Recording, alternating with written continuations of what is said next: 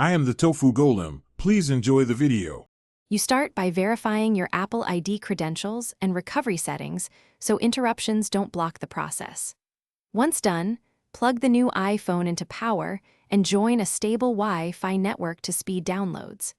Make sure Find My iPhone is disabled on the old device if you plan to restore from a local backup. Otherwise, keep it on for iCloud restores. Now tap Sign In on the new phone and enter your Apple ID. This links the new device to your old iCloud data. You'll next pick how to bring data over: iCloud Restore for backups stored online, or Quick Start for device-to-device transfer. If using iCloud, choose the latest backup by date and time, because that preserves recent settings and messages. If using Quick Start, keep both devices close and follow the on-screen animation to pair and transfer.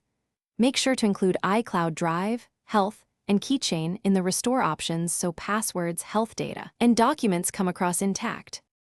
You finish by letting the device complete app and media downloads. Do not interrupt Wi-Fi until the progress shows complete. Once done, open Mail, Contacts, Photos, Messages, and Settings passwords to confirm keychain entries. This proves the restore succeeded. If something's missing, sign out and back into Apple ID or reboot and retry the iCloud restore. In many cases, a network reset or reapplying the backup resolves syncing errors. Finally, re-enable Find My iPhone. Thanks for watching. Consider subscribing if we helped you today.